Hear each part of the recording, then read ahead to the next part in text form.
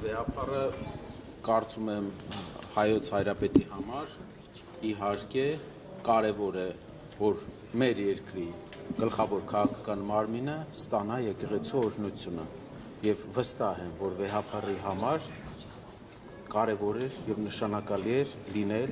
եւ օրհնել ազգային ժողովի նոր 9-րդ գումարումը, ինչպես մեր բոլոր վեհապարների համար։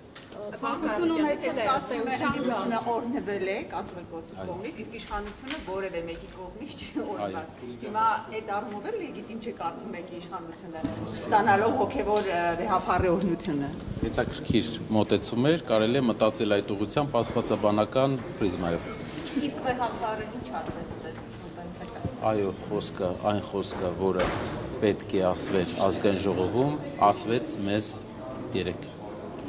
Ձեր քաղաքական մեկնարկը սկսվեց Սամվել Կարապետյանին հայտարարությամբ, որ եթե քաղաքական ուժերին չհաջողվի պաշտպանել եկեղեցին, դուք ձեր ձևով կմիջամտեք։ Հիմա արդեն դուք եք քաղաքական ուժ, ուզում եմ հասկանամ, ինչ կոնկրետ քայլերով եք պաշտպանելու եկեղեցին։ Մեր բոլոր ռեսուրսներով,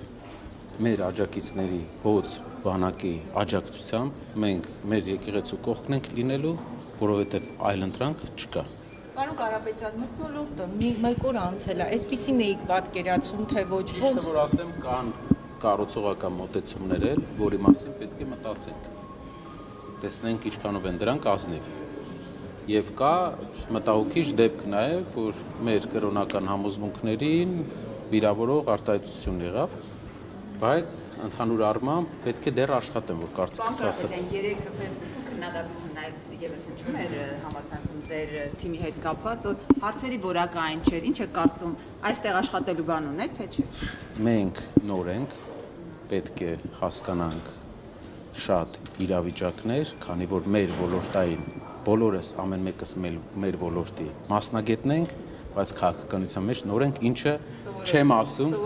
չէի ասի, որ բացասական է մեզ նկարագրում։ Քաղաքականության մեջ նոր լինելը ավելի դրական բան է իմ կարծիքով, քան բացասական։ Ինչ վերաբերում է հարցերին, հարցերը ունեն իրենց նպատակը պարզ կլինի հետագայում։ Շնորհակալ եմ։